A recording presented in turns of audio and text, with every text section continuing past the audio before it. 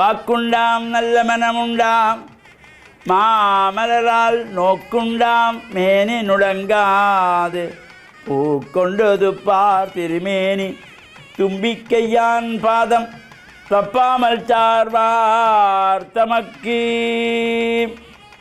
ஓம் நமச்சிவாய. மேன்மைகள் சைவ நீதி விளங்குக உலகமெல்லாம். நோயற்ற வாழ்வே குறைவற்ற செல்வம். அந்த நோய் நொடிகள் இல்லாத வாழ்வு இந்த உலக மக்கள் எல்லோரும் வாழ வேண்டுமென்று கலியுகத்தின் காந்தமலை ஜோதியாகிய சபரிமலை சுவாமி ஐயப்பனுடைய திருவடிகளை சிறந்தாழ்த்தி டான் தமிழொலி ஓம் தொலைக்காட்சி நேயர்கள் அனைவருக்கும் சர்வதேச இந்து மத குருபீடம் அகில இலங்கை சபரிமலை ஸ்ரீ சாஸ்தாபுரத்தின் சார்பில் இனிய வணக்கங்களும் நல்லாசிகளும். இன்றும் மங்களகரமான விஸ்வாவசு வருஷம் சித்திரை மாதம் 3ஆம் நாள் 16/4/2025 புதன்கிழமை.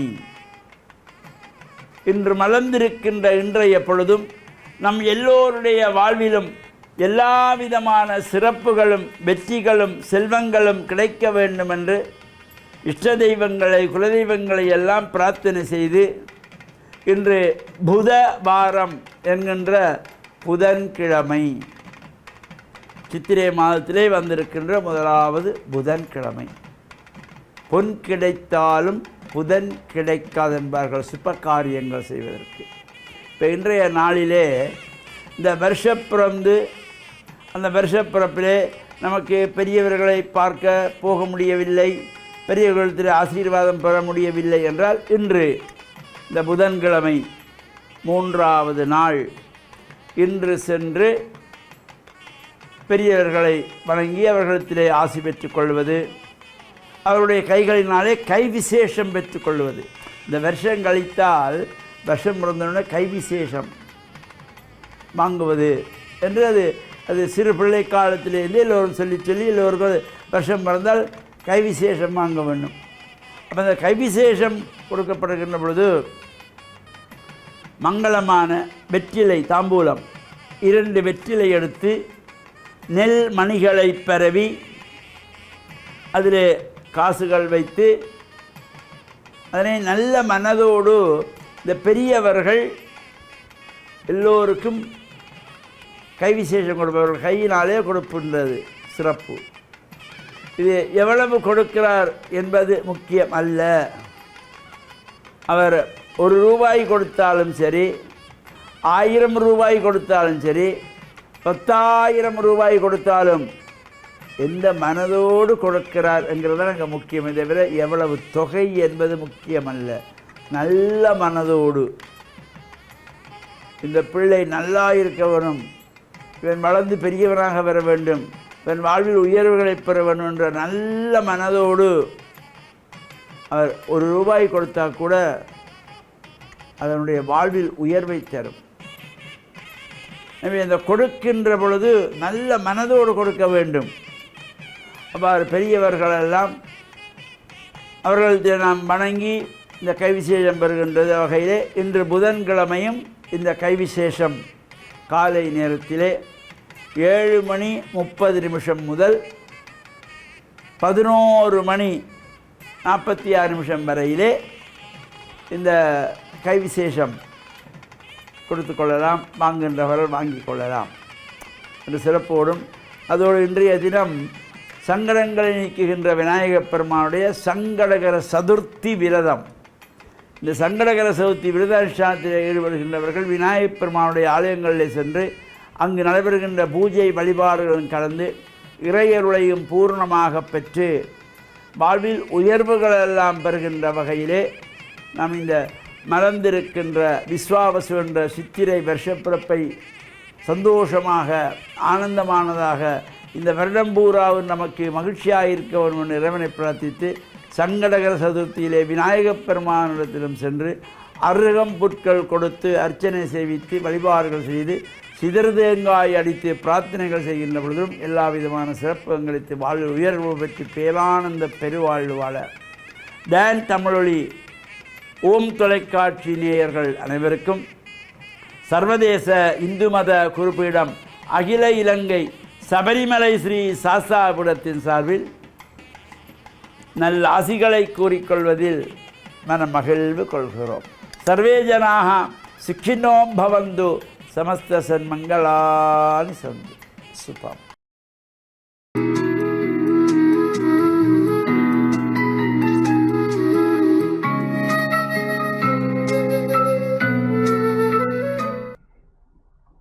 இறை இயேசுவில் என் அன்பு நெஞ்சங்களே, கிறிஸ்தவ நற்சிந்தனை வேளையில் உங்களை சந்திப்பதிலே எனக்கு மிக்க மகிழ்ச்சி. ஆண்டவர் இயேசுவின் அன்பும் அருளும் உங்கள் அனைவரோடும் இருப்பதாக. ஆண்டவர் இயேசுவினுடைய இறுதி நாட்கள், அதாவது அவர் கொல்லப்படுவதற்கு அல்லது பாடுகள் படுவதற்கான இறுதி நாட்கள் நெருங்கி வருகின்ற பொழுது அவர் பாஸ்கா விழாவுக்கு அதை கொண்டாடுவதற்கு தம்முடைய சீடர்களோடு தயார் செய்கின்றார். இந்த ஆயத்த நாட்களிலே அவர் இறுதியாக எப்படி பிடிபடப் போகின்றார் என்ற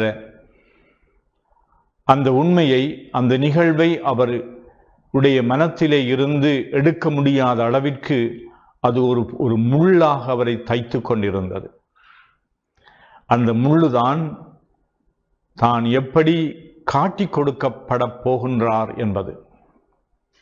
இந்த இயேசுவை அவர் பகிரங்கமாக இருக்கின்ற பொழுது மக்களுக்கு போதித்தார், மக்களோடு அவர் நடமாடினார், மக்களோடு மக்களாக அவர் ஒன்றாக திரிந்தார். அவருக்கு பாதுகாப்பு கொடுப்பதற்கு எந்த இராணுவ வீரர்களோ அல்லது எந்த விதமான படை வீரர்களோ இருக்கவில்லை. அவர் தன்னுடைய வாழ்க்கையில் எப்பொழுதுமே அமைதியை விரும்புகின்றவர், சாந்தத்தை விரும்புகின்றவர், அன்பை நிலைநாட்ட விரும்புகின்றவர், அகிம்சையை விரும்புகின்றவர். வன்முறையினாலே அவர் எதையுமே சாதிக்க வேண்டாம் என்று அவர் கருத்தாக இருந்த அவருடைய வாழ்வில் அவரை எப்படி ஒருவர் பிடிக்கலாம் என்று சொன்னால் அதற்காக ஒரு திட்டத்தை வகுக்க வேண்டும். அந்த சூழ்ச்சியை, அவரை பிடிக்க அவரை கொலை செய்ய விரும்புகின்ற மத தலைவர்களும் பல்வேறு உயர் நிலையிலே அரசு தலைவர்களாக இருந்தவர்கள் பிடிப்பதற்கு ஒருவனை அவர்கள் கைப்பொம்மையாக அவனை எடுத்து கொள்ளுகின்றார்கள் என்றால் அவனுடைய வாழ்விலே இந்த யூதாஸ் ஸ்கரியோத் என்பவன் அவன் சூழ்ச்சி செய்யக்கூடிய ஒரு சொல்லுவார்கள் நரி என்று சொல்லுவார்கள். அதாவது சூழ்ச்சி செய்து ஏமாற்றுகின்ற ஒரு தன்மையுடையவர். இப்படி எல்லோரும் அப்படியானவர்கள் என்றால் சொல்ல. ஆனால் எங்களுடைய வாழ்வில் சில வேளைகளிலே நாங்கள் தந்திரம் மிக்கவர்களாக இருக்கின்றோம். இந்த தந்திரம் என்பது எங்களுடைய உள்ளத்திலே இருக்கின்ற ஒரு குறைபாட்டினாலே எழுகின்ற ஒரு இயல்பு ஆகும். எங்களை நாங்கள் சரியான முறையிலே அறியாதவர்களாக அல்லது எங்களுடைய திட்டங்களை நாங்கள் நிறைவேற்றுவதற்கு நேரிய பாதையை, உண்மையை தேடுகின்றவர்களாக அல்லாமல் மற்றவர்களை ஏமாற்றி அல்லது ஏமாற்றுத்தனமான திட்டங்களை வகுத்து மற்றவர்களுக்கு குழி தோண்டி புதைக்கின்றவர்கள் தான் இந்த தந்திர மனம் கொண்டவர்களாகும். எல்லோரும் அப்படி என்றல்ல. ஆனால் எங்களில் பலர் சில வேளைகளிலே நாங்கள் இத்தகைய வழிமுறைகளை நாடுகின்றோம். இந்த குறுக்கு வழிகளை நாடுகின்ற பொழுது தீமையை விதைக்கின்றோம். இந்த யூதாஸ் கரியோத்து ஒரு சூழ்ச்சி தரமாக இந்த இயேசுவை காட்டி கொடுப்பதற்காக, அதுவும் முத்தமிட்டு காட்டி கொடுப்பதற்காக, அவர் எங்கு இரவிலே தங்குகின்றார் என்பதை அறிந்து அதை அவருடைய எதிரிகளுக்கு சொல்லுவதற்கு இந்த குற்றத்தை அவன் ஒரு நாளிலே செய்யவில்லை. பல நாட்களாக இந்த மனிதர்களோடு உரையாடி அவர்களுடைய கலந்துரையாடல்களிலே தன்னுடைய திட்டத்தையும் அவர்களுடைய திட்டத்தையும் எப்படி நடைமுறைப்படுத்தலாம் என்று அவன் திட்டமிட்டு செய்கின்றான். நாங்கள் மனித பலவீனத்தினாலே குற்றங்கள் செய்யலாம், பாவங்கள் செய்யலாம், தவறுகள் இழைக்கலாம். ஆனால் திட்டமிட்டு செய்கின்ற பொழுது அது ஒரு கனமான விளைவை ஏற்படுத்தும். அது ஒரு பாரதூரமான குற்றமாக கருதப்படும். அறிந்து தெளிந்து திட்டமிட்டு செய்கின்ற பொழுது அந்த குற்றம் சமூகத்திலே, மனித மனங்களிலே, வாழ்விலே பெரும் பெரும் துன்பங்களை, துயரங்களை ஏற்படுத்தும். இந்த நாட்களிலே, இந்த புனித வார நாட்களிலே நாங்கள் எங்களை ஆய்ந்து பார்ப்போம். எங்களுடைய மனங்களிலே எவ்வளவு தந்திர சூழ்ச்சி செய்கின்ற மனநிலைகளோடு எங்களுடைய வார்த்தைகளிலே நாங்கள் மற்றவர்களை ஏமாற்றுகின்ற வார்த்தைகளை பேசுகின்றோம். எங்களுடைய நடத்தையிலே நாங்கள் எவ்வளவு தூரம் மற்றவர்களை காட்டி கொடுக்கின்றவர்களாக இருக்கின்றோம் என்று இந்த யூதாஸ் எங்கள் ஒவ்வொருவருக்கும் ஒரு சவாலாக இருக்கலாம். எனக்குள்ள ஒரு யூதாஸ் இருக்கலாம். என்னுடைய வாழ்க்கையிலே, என்னுடைய உறவிலே நான் மற்றவர்களோடு நேரிய முறையிலே, அன்பான முறையிலே, தியாக சிந்தையோடு, உண்மைத்தனத்தோடு நான் பேசி பழகி அவர்களுக்கு நான் நன்மை செய்ய வேண்டும் என்ற என்னுடைய திட்டங்களை வெளிப்படுத்தி அவர்களை பாதுகாக்கின்றவர்களாக, அவருடைய உரிமைகளை பாதுகாக்கின்றவர்களாக, அவருடைய மானத்தை பாதுகாக்கின்றவர்களாக, அவருடைய வாழ்க்கையினுடைய வளர்ச்சிக்கு நான் அதை பாதுகாக்கின்றவர்களாக நாங்கள் அடுத்தவர்களுக்கு எப்பொழுதும் நன்மை செய்கின்ற நல்ல மனதோடு வாழ்வதற்கு ஆன வரத்தை இந்த நாளிலே நாங்கள் ஆண்டவரிடம் கேட்டுக்கொள்வோமாக. ஆமென்.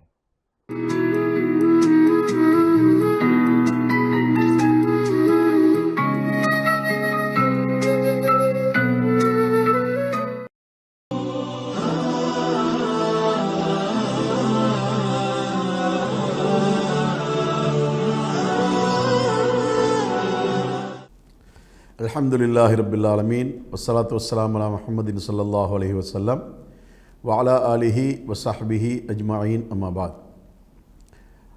அன்புள்ள வாசகர்களே, நேயர்களே, இன்றைய காலை பொழுதை ஒரு நல்ல பொழுதாக ஆரம்பித்து வைக்க வேண்டும் என்ற நற்செய்தியை உங்களுக்கு நான் சொல்லிக்கொள்வதில் மகிழ்ச்சி அடைகிறேன். எல்லா சமயங்களும் மனித சமுதாயத்துக்கு போதிக்கக்கூடிய ஒரு நல்ல பண்பாடு தான் பிறர் மீது பொறாமை கொள்ளக்கூடாது. பொறாமை என்பது மனித சமுதாயத்தில் இருக்கின்ற தீய பழக்க வழக்கங்களிலே மிக மோசமான ஒரு பழக்கம். அதே நேரத்தில் நடைமுறையிலும் கூட இந்த பொறாமையால் சமுதாயத்துக்கு நஷ்டம்தான் ஏற்படுமே அல்லாமல் எந்த விதமான நன்மையும் ஏற்படக்கூடிய வாய்ப்பு இல்லை. அதனால் இஸ்லாமிய மார்க்கம் என்பது பொறாமை கொள்ளுதல் என்ற இந்த செயலை மிக மோசமாக கண்டிக்கக்கூடிய ஒன்றாக இந்த இஸ்லாமிய மார்க்கம் இருந்து கொண்டிருக்கின்றது. ஏனென்றால் இந்த பொறாமை கொள்வதனால் அடுத்தவர்களை விட எந்த வகையிலும் நாம் உயர்வடைந்து விட முடியாது. எப்பொழுதும் நமது உள்ளங்கள் செத்த உள்ளங்களாக, நமது உள்ளங்கள் பிறர் துர்நாற்றம் அடைக்கக்கூடிய உள்ளங்களாகத்தான் நம்முடைய உள்ளங்கள் இருக்கும். அத்தகைய தீய செயலிலிருந்து நமது சமுதாயத்தை நாம் பாதுகாத்து கொள்ள வேண்டும்.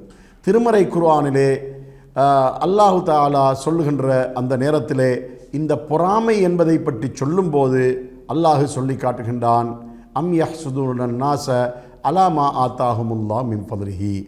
அல்லாஹு தஆலா தன்னுடைய அருட்கொடைகளிலிருந்து யாருக்கெல்லாம் கொடுக்கின்றானோ அதனை பார்த்து இவர்கள் எதற்காக பொறாமை கொள்கிறார்கள் என்று பொறாமைக்காரர்களை பற்றி அல்லாஹ் தனது திருமறை குர்ஆனிலே சொல்லி காட்டுகின்றான். அதனால் இறைவன் தான் மனிதனுக்கு கொடுக்கிறானே அல்லாமல் மனிதனுடைய சக்தியை கொண்டு எதுவும் அவனுக்கு கிடைப்பதில்லை. அதனால் இறைவன் என்ன சொல்கிறான்? நான் கொடுக்கிறேன். நான் கொடுக்கும்போது அதை பெற்றுக்கொள்ளக்கூடியவனுக்கு அதை எடுத்துக்கொள்வதற்கு உரிமை இருந்து கொண்டிருக்கின்றது. அந்த நேரத்திலே அவனுக்கு கிடைப்பதை பார்த்துவிட்டு வேறொருவன் அதற்காக ஏன் பொறாமை கொள்ள வேண்டும்? அவர்களும் என்ன செய்ய வேண்டும் என்றால் அதே இறைவனிடத்திலே அதுபோல தனக்கும் தருமாறு கேட்க வேண்டுமே அல்லாமல் அந்த இறைவனால் கொடுக்கக்கூடியதை பெற்றுக்கொள்ளக்கூடியவர்கள் அடையக்கூடிய உயர்வை பார்த்துவிட்டு அதற்காக பொறாமை கொள்வதை இறைவன் தடுக்கின்றான். இதனால் எந்த நன்மையும் ஏற்படக்கூடிய வாய்ப்பும் இல்லை. பொறாமையின் மூலமாக அடுத்தவனுக்கு நாம் தீங்கு செய்வதனால சமுதாய ரீதியாக நஷ்டம் ஒன்று ஏற்படுவதை பார்க்கின்றோம். உதாரணத்துக்கு ஒருவன் வியாபாரத்திலே முன்னேறி கொண்டிருக்கின்ற நேரத்திலே பொறாமையின் காரணமாக அவனை வீழ்த்துவதற்கு முயற்சி செய்தால் அவனும் வீழ்ந்து விடுகிறான். அவனை வீழ்த்துகின்ற இவனும் வீழ்ந்து விடுகின்றான். சமுதாயத்துக்கு கிடைக்கக்கூடிய பொருளாதார ரீதியான உயர்வும் இல்லாமல் மக்கள் நஷ்டத்துக்கு ஆளாகி விடுகின்றார்கள். அவனிடத்திலே தொழில் புரிகின்றவர்களும் நஷ்டத்துக்கு ஆளாகி விடுகின்றார்கள். அவனால் உதவி பெறக்கூடிய மக்களும் துன்பத்துக்கு ஆளாகி விடுகின்றார்கள். இதனால் பொறாமையின் காரணமாக ஒருவனை வீழ்த்துவதால் சமுதாயத்துக்கு நஷ்டமே அல்லாமல் எந்த இலாபமும் இல்லை. நபிகளார் ஸல்லல்லாஹு அலைஹி வஸல்லம் அவர்கள் பொறாமை விஷயத்திலே ஒரே ஒரு செய்தி சொன்னார்கள். அதாவது 2 விஷயத்தில் மட்டும் பொறாமை கொள்ளலாம், அதை தவிர வேறு எதிலும் பொறாமை கொள்ளக்கூடாது என்று சொல்லிவிட்டு அந்த 2ஐயும் சொன்னார்கள். ஒருவனுக்கு நிறைய செல்வம் இருக்கின்றது, அதனை கொண்டு அவன் மக்களுக்கு நிறைய பொருளாதார ரீதியாக உதவி செய்து நன்மை அடைந்து கொண்டிருக்கின்றான் என்பதை கண்டுவிட்டால் அதை காணக்கூடிய ஒருவன் என்ன முடிவுக்கு வர வேண்டும் என்றால், நானும் இவனை போன்று அதிகமான பொருளாதாரத்தை தேட வேண்டும், இவன் செய்கின்ற இதே மாதிரியான நன்மையான காரியங்களை இவனை விட நான் அதிகமாக செய்ய வேண்டும் என்ற எண்ணத்தோடு அவன் பொறாமை கொள்ள முடியும். அதே போல ஒரு அறிவாளியை பார்த்து பொறாமை கொள்ள முடியும். எப்படி? ஒருவன் அறிவு ரீதியாக முன்னேற்றமடைந்து சமுதாயத்திலே மிகப்பெரிய ஒரு அந்தஸ்தை அடைந்து கொண்டிருக்கின்ற அந்த காட்சியை பார்த்துவிட்டால், இவனைப் போல அல்லது இவனை விட அதிகமாக நானும் கற்க வேண்டும், நானும் இவனை விட சிறந்த பதவிகளை அடைய வேண்டும் என்று ஒரு எண்ணம் கொண்டு அவன் பொறாமை கொள்ள முடியும். இதனை நபி அவர்கள் பொறாமை என்று எதற்காக சொன்னார்கள் என்றால், இது ஒரு போட்டி மாதிரியான ஒன்று என்பதனால்தான் இதற்கு பொறாமை என்ற ஒரு கருத்தை சொன்னார்களே அல்லாமல், யதார்த்தமாக பார்த்தால் இது பொறாமை அல்ல. இது அடுத்தவனை விட தன்னை ஊக்கப்படுத்தி முன்னேற்றத்தை காணுவது என்பதுதான் இதனுடைய யதார்த்தம் என்பதை நாம் விளங்க வேண்டும். இதை தவிர உள்ள வேறு எந்த காரணங்களிலும் எவருடனும் நாம் பொறாமை கொள்ளக்கூடாது. பொறாமை நமக்கு வீழ்ச்சியைத்தான் ஏற்படுத்துவே அல்லாமல் ஒரு நாளும் உயர்வை ஏற்படுத்த மாட்டாது என்பதை நாம் கவனத்தில் கொண்டு பிறர் செய்யக்கூடிய, பிறர் அடையக்கூடிய உயர்வுகளை பார்த்து நாம் மகிழ்ச்சி அடைந்து அவருக்காக இறைவனிடம் பிரார்த்தனை செய்கின்ற நட்பண்புடையவர்களாகவே நம்மை ஆக்கிக் கொள்ள வேண்டும். இதனையே நமது சந்ததிகளுக்கும் சிறார்களுக்கும் மாணவ மாணவிகளுக்கும் நாம் உணர்த்த வேண்டும் என்பதை கூறி இந்த காலை பொழுதிலே உங்களிடமிருந்து விடைபெறுகிறேன். வாஹிர் தஅவானா அனில் ஹம்துலில்லாஹி ரப்பில் ஆலமீன்.